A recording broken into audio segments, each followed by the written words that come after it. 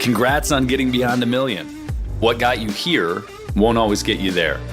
This is a podcast for entrepreneurs who want to reach beyond their 7-figure business and scale to 8, 9, and even 10 figures.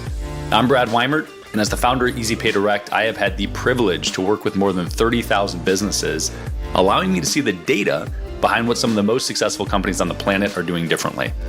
Join me each week as I dig in with experts in sales, marketing, operations, technology, and wealth building. And you'll learn some of the specific tools, tactics, and strategies that are working today in those multi-million, 8, 9, and 10-figure businesses. Life can get exciting beyond 1 million. Matt Bertulli, it is awesome to see you, man. I appreciate you carving out some time. Dude, it's so good to see you. It's been a minute.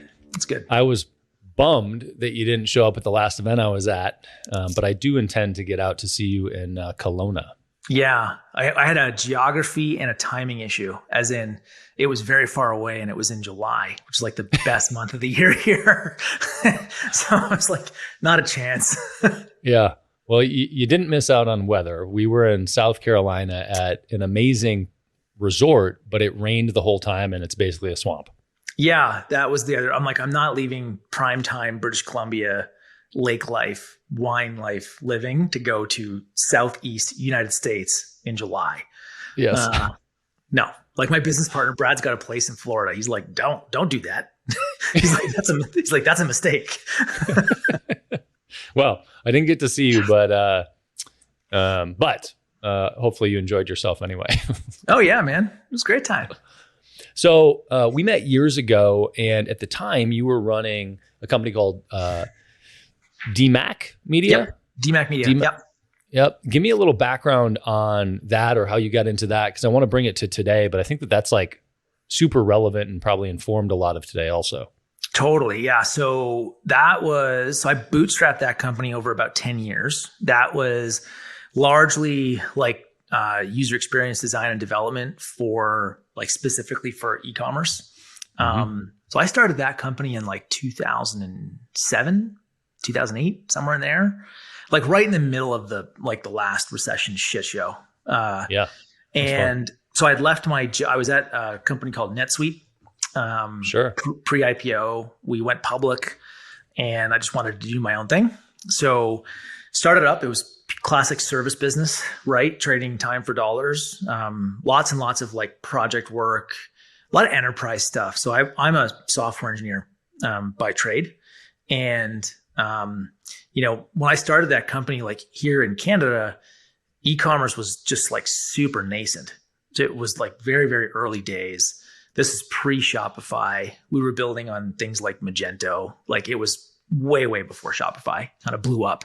And yeah, I just like got, I guess like a good lesson in luck and timing.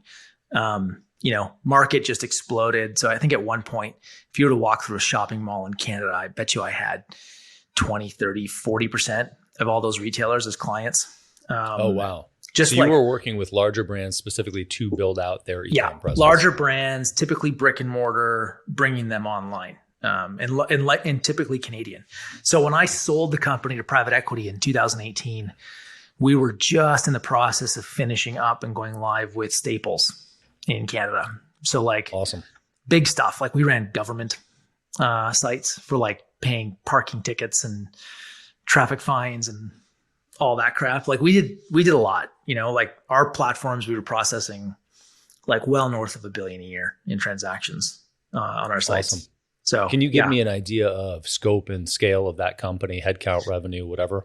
Headcount. So when we sold, we were about 110-ish people, 8-figure business, good exit, like typical classic private equity roll-up exit. So like we were bought and smashed together with 2 other companies.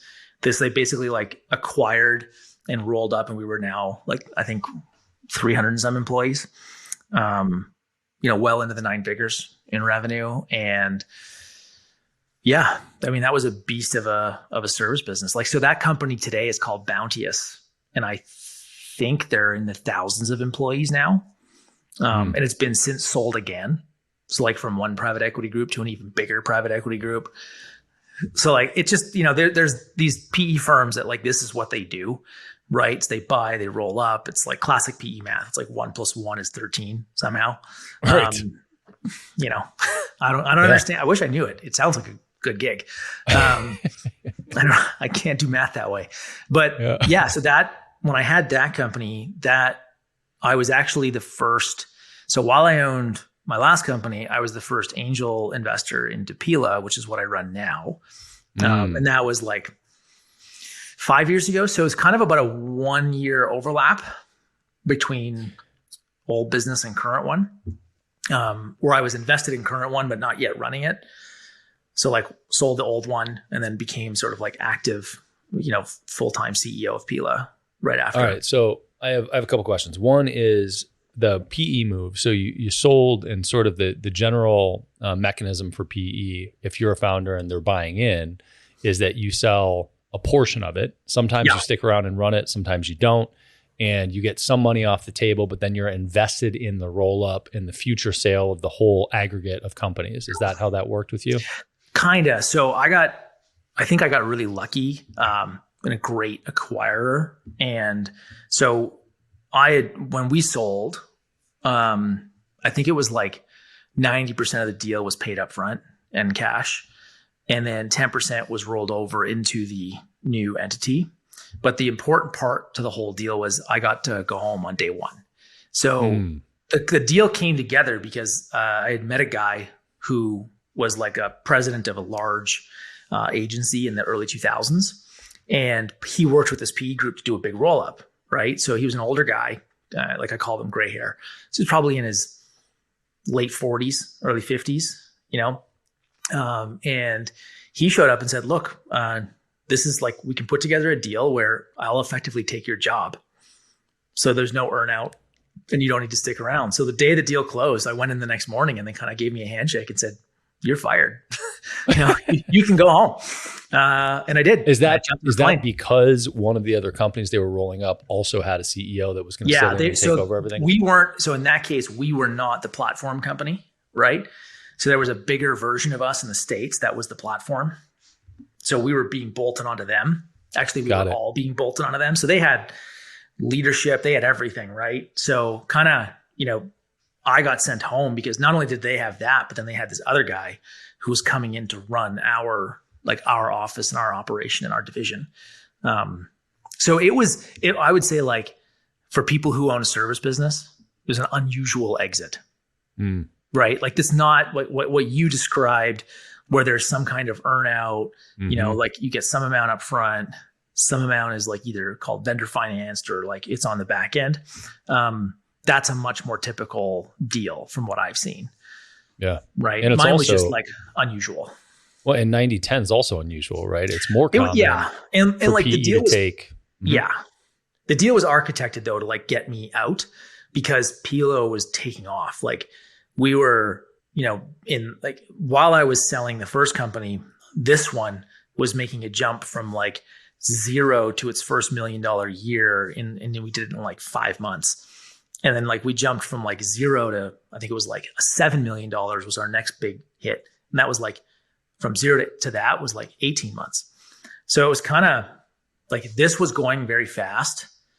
And I just needed to, like, as my wife said it, I'm not Elon Musk, so I need to pick a child. And it was literally her words. She's like, pick a kid, man. You can't do both. And she's right. I couldn't. Like it was, running one big 100+ person company and then and then also trying to scale up like a very fast growing brand it's just such different skill sets, but like different type of focus, right? And different type of energy that you're putting into those two businesses. Like one was in, steady, bootstrapped, profitable, like just steady Eddie, grow it. And then Pela was like hanging onto the tail of a dragon for the first few years. So trying to do both was just too hard. Let's talk about Pela. So first of all, I thought that I didn't realize you did not start that. So you were seed for it, but somebody else started it? Yeah, Jeremy founded the company, I want to say like 11 years ago. And kind of when I invested, it was, I was in pre-revenue. So like he had a product, he had a material, and he had made a product, which is the phone case, out of this like fancy ass material. But he'd yet to really commercialize it. Right. So like I came in thinking, okay, I really like the material. I don't care too much about the product. It's like the material science was super cool. Like my thesis was the world's going to have to move off single-use plastic at some point in some degree. Compostables are likely going to be a part of that. Not all of it, but part of it. So like I was betting on the broad movement. And so I wrote the first angel check and I helped commercialize the product and get it off the ground. Okay. And so, okay, I have to ask, because I've always wanted to know this. What is the name? What is Pela? Because I hear Pela. It's always confusing to me. What is the name about? Yeah, it's like Nike. I don't care. So the name, I believe, I don't even know what language it comes from, but Jeremy basically found this word that sort of means like apple peel, like to peel an apple. And he thought it fit. So like he named the business when I came along. So it's funny. As a marketer, I believe in brand, but I'm not a brand, like a beauty kind of, like I'm not that kind of brand guy. Like I care about, the stories and I care about what customers say and that kind of stuff. Like I care a lot about that. But when it comes to like being a stickler over like brand things, like some people are absolutely anal, like every pixel matters. And I genuinely don't give a shit, like I care about the customer experience. Fair enough. Well, and that actually is pretty loud in the Pela brand, specifically because you said this fancy ass material that he made. So the foundation of this, and as I knew it, was you had invested in apparently or started this company, Pela, and made fully reusable, biodegradable phone cases. Yeah, they're backyard compostable. They're impressive. They can go away in a backyard compost in like under a year. So like zero waste is kind of the core tenet of that product. And then we kind of took that material and turned it into like Apple Watch straps and AirPod cases. And, we've gone, like we experimented with eyewear, like sunglasses. We've got a good product development team that sort of looks at a lot of stuff. It's like, what can we use our material science for? So we took the material and we did a deal with a brand called Qalo, Qalo. So they're like the big brand in like silicone rings, like workout, like people who are super fit. So like the CrossFit people, based I think out of LA. So did a collaboration with them. We're using our material to make their product now. Like a whole line of product with them. So I'm doing a lot more of these brand collabs. I'm working with a company on a bag. Basically like what else can you look at and say, if you can make that compostable and zero waste, like we've got to be able to solve some of the bigger stuff, like the high velocity, like your food packaging and that kind of thing. And people are like, we're not the only ones. We just tend to focus on fashion and accessories and things like that. So that product and brand is all about like consumer goods made from better materials that have a better end of life. Yeah, that's big. It's an interesting place to start from because, and you mentioned this, I kind of want to dig into that because you mentioned this accelerated growth in the beginning and going from 0 to 1, 1 to 7 quickly. How much of that do you think had to do with the foundational value set around I want to create sustainable products versus the tactical implementation and operation of the business? That's a good question. I mean, never thought of it that way. Just purely thinking out loud here. I don't know that you can have one without the other. So like we had a very consistent set of values, both internally and as a brand. And we're pretty hard line on them with that particular brand. And I think that is what drove a ton of our marketing. So like when you got really tactical in our business and you looked at like, say, the kinds of advertising we were running, like the creative, right? The scripts, the like what we were saying, who we were saying it to, all of it was born out of this, like, this is the core. We're not deviating from the core. And at that time, I was heavily influenced by Patagonia. So it was like, and the whole idea, and I know you know this, but like if you stand for something, like if you stand for everything, you stand for nothing. So kind of as a brand, we just said like, no, we are going to stand for this. And it's not going to be for everybody, right? This is just, it's going to be for our people. And that worked well. I think like tactically,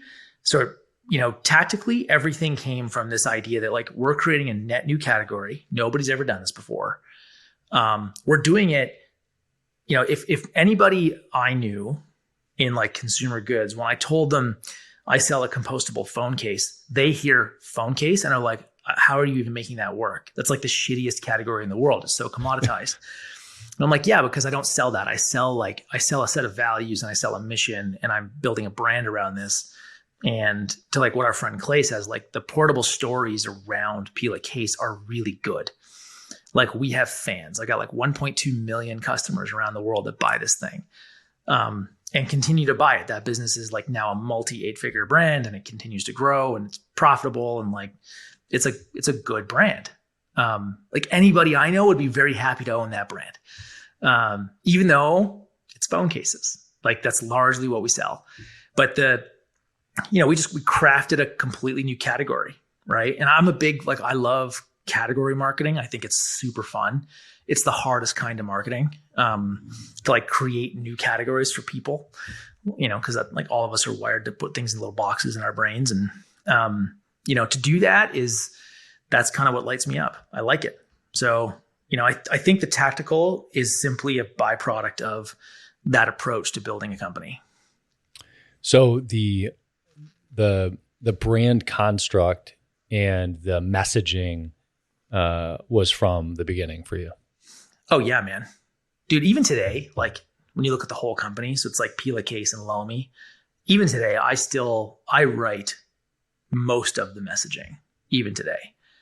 Like there's not a comma or a period that leaves our building that I probably didn't put my eyes on.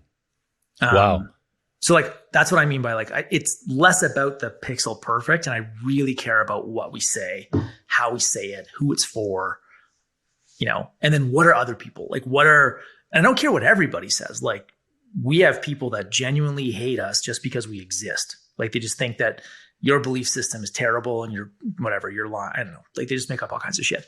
I don't care about them. I care about like, what does our customer say? Like what stories are they telling their friends and their family, So it's kind of in category marketing, like what it comes down to is, are you putting the right words in the right people's mouths? So I spend a lot of time thinking about what are the right words. And for clarity, when you say, are you putting the right words in the right people's mouths, can you expand on that? Yeah. So I'll give you like a real world example. So we launched Lomi last year. Right. It's like that's the rocket ship in the company right now. It's super high growth. It's quite big. You got to explain what it is, because it's like a magical box. So hang on. I'll get to that. Okay. So Lomi, yeah. So it's a new kind of home tech, right? It's an appliance. It turns your food waste into dirt while you sleep. That's the promise. So those words alone, right? That was like, took some time to tap into that. It's like, oh yeah, it's like a dishwasher, but for your garbage. So the word magic, right? We very deliberately use that word in a lot around our launch marketing, our like post-purchase marketing and messaging. So I even in press, man, like, so when we launched that thing and I was on like KTLA and we were doing all this press ahead of time, I was calling it my magic dirt machine in these interviews on live television. So we wanted this word magic. And what's funny now is everybody repeats it back to us. Right? It's like this magic thing. It just happens. And then if you read customer reviews, it's like if they have a good first cycle, they're like, oh my God, it's like magic. It just like all of my food went away and all I got left with was this little pile of dirt.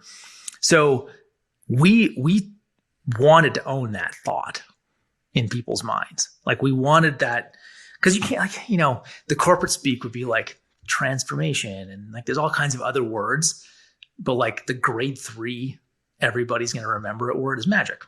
So that's great. It's funny that you said it. Like, thanks for teeing that up. It is like magic. It's fucking crazy. You put food into the top of this thing and it just turns it into dirt, dirt. Yeah. You feed it to your garden. Like, it's high in nutrient density, So like if you're whether you are or not, like, yeah, it can be used, like you can put it on your lawn, like it's useful. It's exactly what food should be used for. Like, it should be used to feed the soil and feed the planet.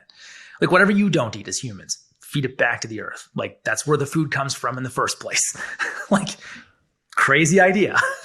That's great. I actually just gifted one to a friend who had a shitty compost thing on their counter. And I was like, we got to fix this. You got to fix it. For you. Attaboy. Yep. Thanks, man. Yeah, totally. So to close the loop here, putting words in people's mouths, said another way, it's deliberately crafting a marketing message so that other people will repeat it. Yes. Yeah, absolutely. Like, it's hard in marketing, the holy grail of marketing is word of mouth. The problem with it is it's very hard to measure. Now, and that's true. It really is. Like, cause you got to think, man, like most of your life, my life, word of mouth is what happens in real life. It's not some email thing I send out to my friends. Like, that's not really how word of mouth marketing works, right? It's like we're hanging out and I'm like, hey, check this out. Like that, those words, hey, check this out. That's where word of mouth marketing comes from. So if that's true, particularly for us, like Lomi lives in your home. So it's kind of like the first time you had a robot vacuum. It was like people like, oh, check this out, right? So because we're creating this new category in people's home, we had to think about, well, when they say that, hey, check this out, this is Lomi, what does it do, right? Like, how do they describe it? And a lot of people, a lot of marketers get stuck in just trying to name the product. So like, it's a blah. So like, it's a robot vacuum, right? Or it's a thermostat, a smart thermostat. We do that too. Like, we call ours, like, it's the world's first smart waste device, right? It's like we're making something dumb smart, as in garbage. But what I care more about is like, how does somebody describe what it does for them? Right. And that, like, the magic, the while I sleep, that stuff is more important than like remembering what the technical term for the product is. Like, who cares what it's actually called? Right. Yeah. It's like, ultimately, like, I want the name Lomi to be like, we're the category king or queen. And when you think about this category in the home, you genuinely think about Lomi. Like, if you, and it shows up in all of our data, like when you look at search volume on Google for Lomi versus the actual category, we are like the majority of the category search by like a factor of 10, So like, we're kind of on this path of like, I want to be the Kleenex, or the Uber or the Airbnb of like this thing that we're building. So the words wind up mattering a lot. It's strange. Beautiful. It's beautiful. So I want to back out for a second. To that end, you said that you actually said the periods and the commas, you've probably had your eyes on all of them. Yeah. To date, how many employees are in the company now? So between both brands, I want to say, like, including, your warehouse, like, just give people context because you want to get tactical. Like, this includes we own our own warehouse and our own manufacturing in Pela Case. I think we're about 110 people. Okay. Like, head office staff, I bet you is like 70, 80, somewhere in there. Got it. Have like manufacturing and pick, pack, and ship, like that kind of stuff. And your role, title and role there is? Mine? Yeah. Yeah, CEO. That's what I thought. Currently, yeah. They still let me have it. Yeah, we're a venture backed. We started out bootstrapped, right? And then became venture backed when we realized like there's a much bigger vision here. Love it. Like worthy of venture capital. Yeah, I want to get back to the venture back thing because that's also super relevant. Mm-hmm. And actually this will all tie together, but You mentioned that you spend your time on the messaging and marketing. What is the allocation of your time? What is your core role today as CEO? What are your activities that you do? I'm going to say like 70+% gets spent on like sales and marketing. Right. So like that's, owned channels. So that could be like messaging and script writing for ads and like digital, like D2C stuff. Or, I'm spending more and more of my time working with our head of retail on like which doors are we opening, which retailers are we partnering with, like when, like which geographies are we very focused on, why, how are we spending media in those places? Like I spend a lot of time there. But again, I think the context of this is all of it actually is we're creating a category. Not all companies are.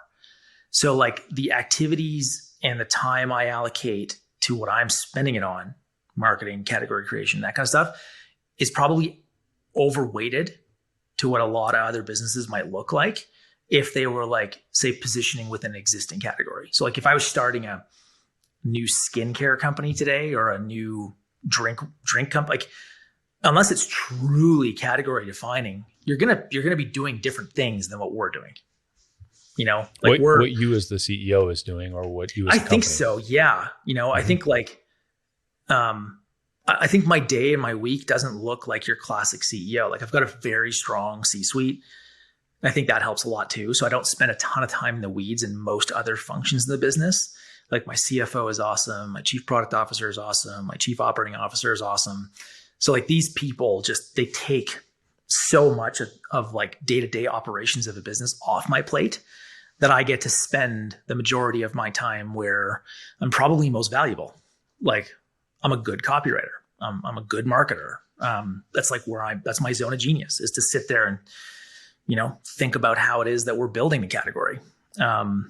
So yeah, I think 70% goes to that. And then the other 30% would be your standard CEO fare. So like leadership, communication, one-on-ones, like key hiring, investor relations, board meetings, all the other shit that like, winds up on your plate. Yes. So, run the company. Was that the case when you first started?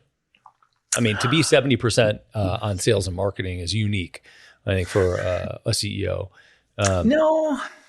No, I think like the 0 to 1 thing was kind of just like put fires out because it was going so fast.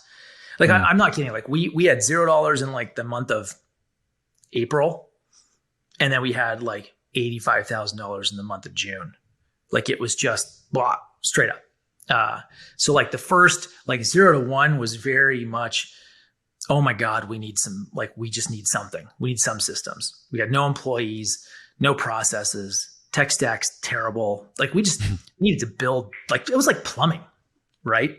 Sure. That's how I equate it. I was like, I needed to work on plumbing in the 0 to 1.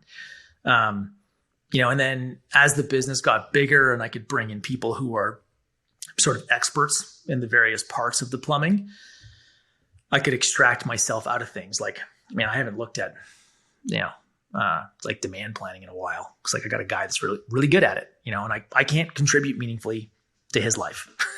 So, like he kind of tells me what's happening. But yeah, I think it shifts as you go. Like in the last year, I've actually spent more time on investor relations and really just thinking about managing out, like we're a much bigger business now. And as we get bigger and bigger, it's sort of like these larger relationships start to matter quite a bit. Like we're talking with like multinational appliance companies about partnerships and which geographies do we open up and when, and how are we entering those geographies? Are we doing it on our own? Are we doing it with somebody else? Channels, like all of that stuff is like out type management.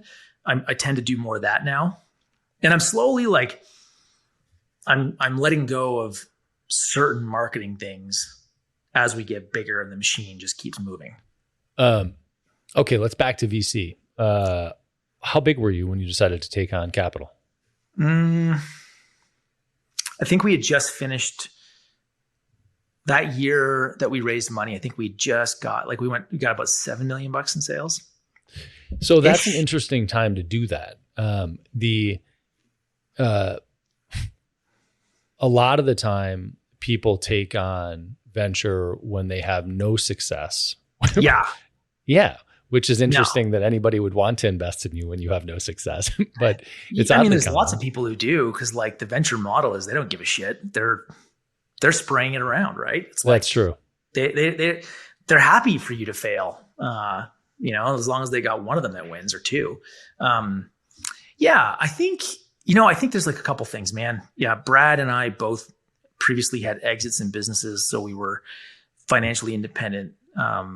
We could, when the business needed a few $100,000, we could put it in. Mm-hmm. Right. So we're bootstrapping, but we weren't hardcore bootstrapping where you have zero resources, right? We had our own resources. We didn't have to put a lot of money in the business, but we still had to put some in. So for us, even that, I don't think we would have raised venture capital if our ambitions for Pela was just Pela Case. Right?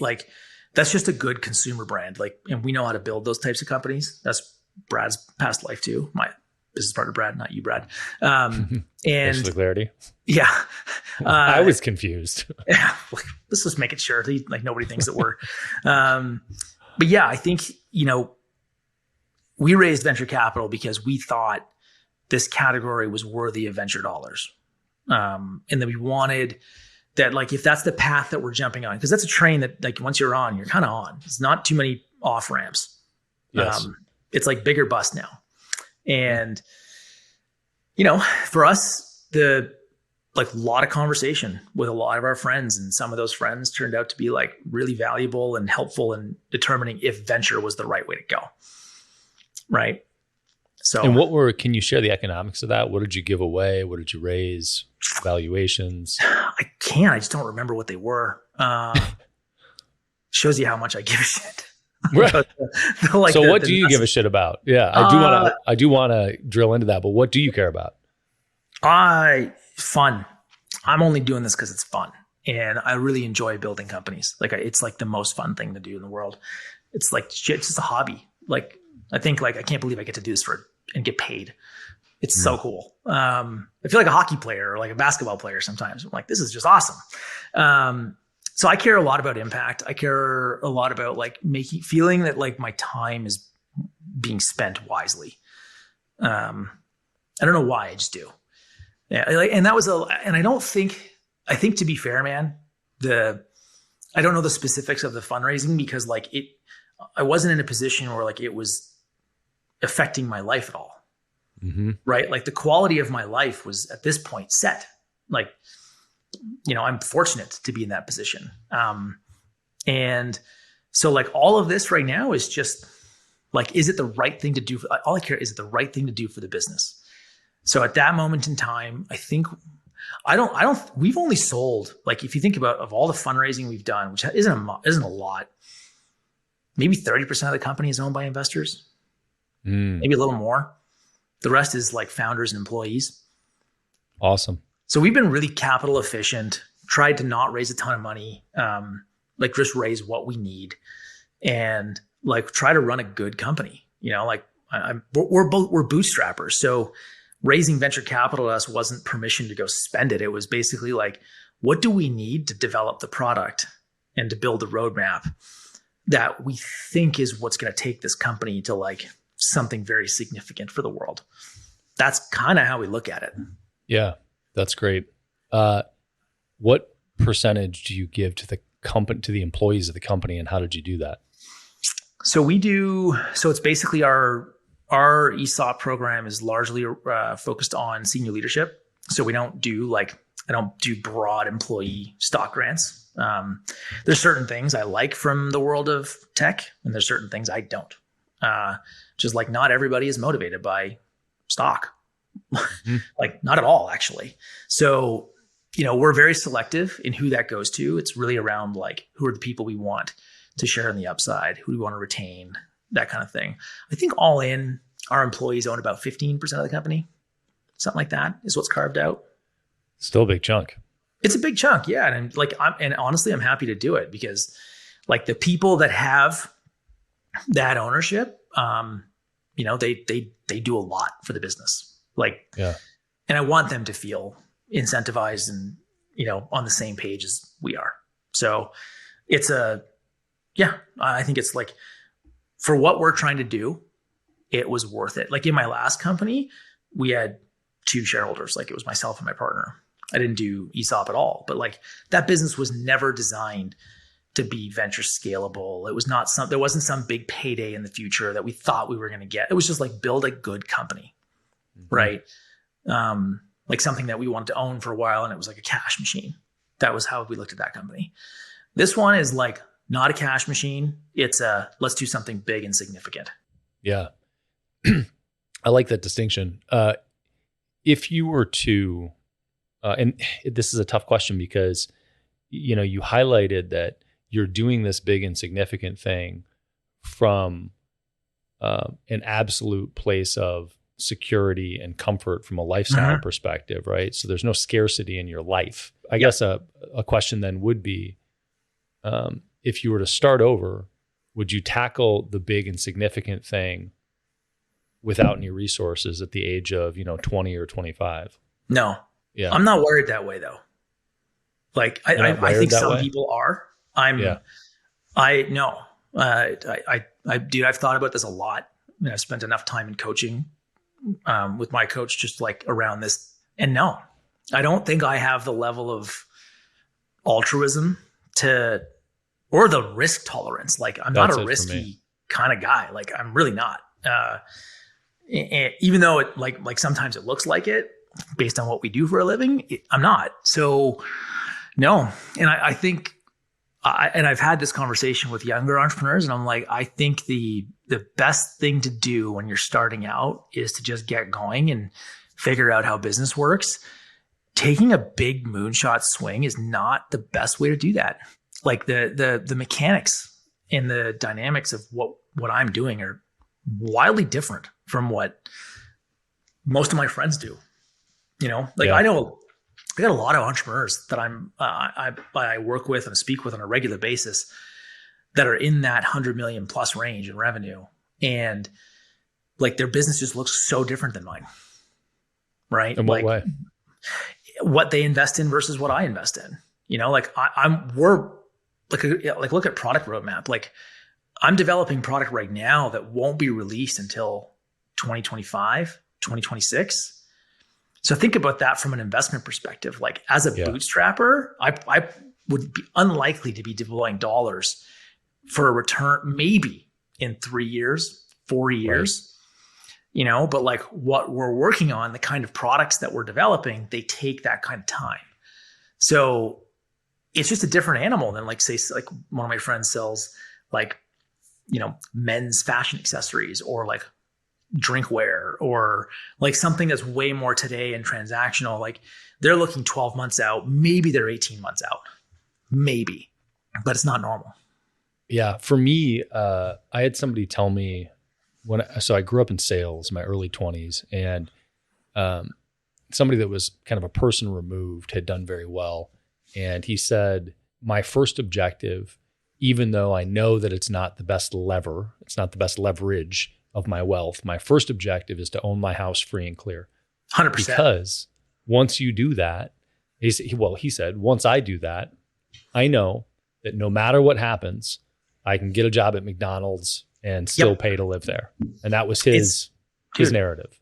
I'm the same way. So like, and anybody who's listening to this, watching this, whatever, that's like in the world of finance would tell you that like putting that much capital to work into a primary residence is likely a bad use of capital. Yes. I'm like, yes, but I sleep really fucking well. Right. So it's like, to me, it's such a good use of resources, right? To know that like, I don't have to think about this. My life, my family has a home to live in. And I basically like, if this company was to blow up tomorrow and I didn't have the wealth I did, but I have my house paid for, no problem. Like I know how to make a buck. Like you're talking about making some money to buy groceries at that point. Like it's such a place of security, man. That I like for me, again, just like I'm that kind of person. I like that kind of level of security. Yeah, that's interesting. So let's back out of the PE side of things, or the venture back side of things, because that's one type of cash injection into your business, right? Yeah. But the other is your own money. And those, Yes. I want to hear kind of how you mentally did this and how you behave differently. So like, let's take DMAC, you're back and you've got that to, an 8-figure mark, and you've got so significant cash coming in. Yeah. Presumably, how are your decisions different, if at all, from when it was your money, 8-figure back, versus the VC and this project going on and it being somebody else's money coming in? Okay. I don't have a good framework for this. All I know is I don't separate the two. So, and here's the thing, right? That's probably good. It's probably a good thing. Like I have almost 7 figures of my own money in this company still, even though we've taken in outside investors. Like I am still it was the first. So I look at it like I got to put the right hat on. I got a CEO hat. I have like an investor hat, right? And then I have a board member hat is kind of how I look at the business, like investor shareholder. So yeah, man, I was the first outside investor. So like I have to, sometimes I got to put that hat on and say like, are we doing the right things for my investment? And there, no matter what, cause it's all in the same damn brain. I just operate like everything's my own money. Cause it kind of is. Like I've got skin in the game. Right. And I'm sure I'm sure my investors like that. And so does Brad, right? Like we both have real money in the business. We've taken nothing out. So like when we raise capital, we haven't done any secondary selling. Like in fact, in the Series A, we put more in. So yeah, I do. It's kind of my own money. I like it. Well, I think that's a rational, that's also a rational approach, but it's also a bootstrapper approach. It is. Yeah. It's very normal to see new entrepreneurs, it's one of the critiques of the tech industry at Silicon Valley approach to growing business, which is you get people that come in and they don't have anything to lose. And they literally, refer to your burn. Yeah. I mean, it's how much money are you lighting on fire in burn the rate. hope that you will make it to the next round of funding. Yeah. And there's a lot of business models where like, you know what it is, man? Honestly, one of my beliefs is I believe that venture capital shouldn't be in most companies. And in fact, it shouldn't be in most industry types. Like we have venture capital. So most people look at us and be like, oh, you guys are a consumer business, and I just don't believe that venture capital should be playing in consumer goods that much.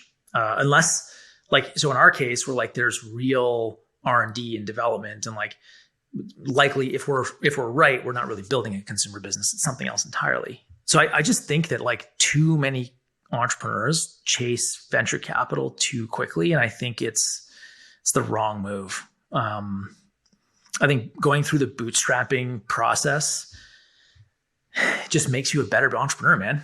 It really does. You're just more because VC is just one type of funding, you don't remember there's still customers, there's suppliers, lots of sources of capital. There's debt, I took debt for my first company. It's $50,000 in debt, which for me at that time was a lot of money. Yeah. But that's how I started my last company. Yep. So me too. It was credit cards for me. Just throw it all on the credit card and deal with it. Yep. I'm a fan of that sort of thinking. And we still to this day, even though we have venture capital and we have balance sheet and all that fun stuff to have, I mean, I run the business on a 13-week cash flow, which is if you know what that is, that's I run the business like we're in special loans at a bank, and they want to see the next 13 weeks of cash at all times, every week. They want a fresh 13 weeks. Show us what you have, and are you going to be alive to keep your obligations? So we run it still with this mentality that it's always day one, and we shouldn't take anything for granted. I like that. Well, that I think is a reasonable point to ask you. How did you define success in your first company? Financial, for sure. Yeah. Yep. How do you define it now? It's harder to define now. I think the most accurate way to put it, and I tell my team this all the time, is do I feel like I'm doing meaningful work every day? And as long as the answer to that is yes, I keep doing it. The minute I feel like I'm not doing meaningful work is probably when I leave. Well, can you be doing meaningful work, or does it not become meaningful if there isn't growth in revenue and profit? Dude, I don't like, so for me, I'm not wired for like, some people can just go into like philanthropy or like some kind of cause. I believe that like free enterprise and capitalism is one of the best vehicles to impact the world. I really do. Core, like I'm a capitalist. I'm a believer in free markets and free enterprise. I think current version of capitalism is a little busted ass, but free enterprise, I really believe in the core idea behind it, and that markets will solve for the problems that need to be solved for. So, with that said, I think no matter what, for me, meaningful work is going to be in this construct of free enterprise, of capitalism, which means there's revenue and profits, right? Like to me, it's just like you need to have those to keep going. I like things that like self-fund and self-sustain, that don't operate purely on charity. Yeah. It's also certainly, top line is certainly a metric that's tied to how well you're getting the product to people. Right. You don't have revenue if you didn't get it to people. Profit, of course, is a different thing entirely. Yes, but totally. Yeah, an irrelevant one. Yeah, totally. So a headline that I saw when you, and I don't know if this will go anywhere, but a headline that I saw when you did your round was that you had Jay-Z invest in Pela. Is that true? Yeah. So he's part of a fund called Marcy Venture Partners, which is named after the Marcy projects. So yeah, the general partners at Marcy are Jay-Z, Jay Brown, and Larry Marcus. He's been an awesome investor. Like they've been great partners. Like honestly, I think we lucked out in the VC world too. Active and accessible. Did that matter at all in terms of branding, promotion, exposure, growing the company? So like when you think about who you take money from, you've got, dumb money and smart money, and you can then further categorize these things by what makes it smart, right? Do you get business expertise? Do you get PR? Do you get association? Do you get resources in terms of human capital, et cetera? I certainly thought it was fun that you had Jay-Z as an investor, but did it actually have any impact on the growth of the company? No. Well, so not measurable. It's not like all of a sudden people start showing up and buying because they see a headline that Jay-Z's involved. That doesn't do it. You know what it does, man? It's like mostly if you zoom out, like we're all kind of in this business of like the business of business is people, right? And that comes down to trust. And when it comes to like new investor relationships, press, retailers, these kinds of like more higher level enterprisey type relationships, they seem to care. It's like a little box check. They're like, yo, you have somebody important invested in you. And I'm like, so it doesn't move the needle. Like I would never do it to like sell more product, but I do, what I mean? Like it's probably one of those like frustrating lessons of the last few years for me, but who is on your cap table matters quite a bit if you are swinging for the fences. Meaning if you're going to get another round. If you're going to go for another round, if you're trying to break into like, in our case, like into mass retail, if you are talking to like I'm talking to 10 like companies about partnerships, then these companies are like multinationals. Their market caps are in the tens or hundreds of billions. Like those kinds of relationships, who's on your cap table matters a lot. Like they want to know that like, hey, I'm a $10 billion company. Are you going to be around in 12 months? Because I will. Like when we launch this thing, like, can you pull it off? So these kind of like these names and these like big investors, like having them in your corner, same thing for like board of directors, advisors. You kind of want to stack the deck in your favor. And all it is, just to go back to the trust thing, is like you're just kind of like borrowing bits of trust from these by surrounding yourself with these people and these entities that inherently have trust because of who they are. So from that perspective, it absolutely helps. That's great. That's good insight. And I think it's valuable. It's interesting because it's become so trendy to leverage influencers today Yes. to sell product. And really, we've been doing that as a community, as a society for decades or centuries, right? It's all the time. Yeah. borrowed credibility for a product sale, but this specific one is the same thing. It's borrowed credibility, but for strategic partnerships, fundraising, product placement in retail, perhaps, but for different reasons. Absolutely. Absolutely. You kind of just like with who you raise money from, if you raise money, everybody says they're going out for smart money and that they want valuable investors. The reality is that like 99% of that, the value that an investor brings you is just their dollars. Even if they tell you differently, it's probably just their dollars. So what you have to look at then and be super selfish as an entrepreneur, which is like, what do you get out of this if that isn't money? And, and like you're just weighing off, it's just trade-offs, right? So you're trying to figure out like how big of a pain in the ass is this investor going to be? And that shows up in lots of ways. It's not that they're bad people. They just like reporting requirements, like whatever they are, whatever their need is, right? Like communication, cadences, involvement, all that stuff. Like that's what I call pain in the ass. It's like, it's not operational things. And you're weighing that against what you get. So it's like money and can you get anything else? So like we always went for money that was like came with access and or influence. That's great. That's it. Cool. So, do you intend to keep raising? Do you have plans to bring on more money in the near future or long term?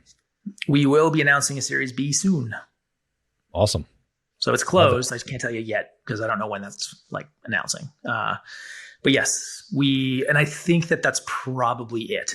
So this is now more like growth capital, more R&D, like market expansion, that kind of stuff. Dig it. Cool, man. Well, I know we're coming up on time here. I appreciate you carving out time. I think that you have an interesting perspective on the balance between bootstrapping and raising, and it's uncommon for people for those lines to blur. Usually, you find entrepreneurs in one camp or the other, or that only have done one or the other. Right. So I appreciate the insight. Yeah, it's super situational. I think I just don't think that anybody can sit there and say one way is better than the other. It's not. It's like, it's very situational. And there should be more discussion about that too. Like it's under talked about, I believe, socially. Yeah, I agree. Well, I appreciate you talking about it. Yeah, man. Where can people find out more about you or Pela or whatever you want to plug? So easy one is just like my name, mattbertulli.com. That's just like, if you need to like reach me, that's the easiest way to do it. I'm mostly on Twitter. So like just search for me on Twitter. M. Bertulli. Love it, man. Cool. Well, thanks again, dude. I'm looking forward to getting time in. I will make it out to Kelowna at some point. Do I do summer or winter when I come? Oh, I don't know, man. So summer is like biking and wake surfing. And then winter, winter because you come to Baldface and shit. So winter is just like backcountry ski and snowboard. I don't have a good answer for you. That's like whatever you're feeling. It's a tough call. Yeah. Love it. Sweet, man. Well, thanks again for the time. I'll look forward to the next one. Cool, dude. It's good to see you. You too. Cheers, man. If you learned one thing on this episode, share it with another entrepreneur. They need to hear it. Also subscribe so that new episodes just show up on your phone. It's a lot easier that way. And if you want the really good stuff, check out our free BAM! Tactics and Strategies course. It's where we curate the best tips, tricks, and tools that our guests know, whether they've shared them on the podcast or not. Just go to beyondamill.com. You'll also find previous episodes and show notes at beyondamill.com.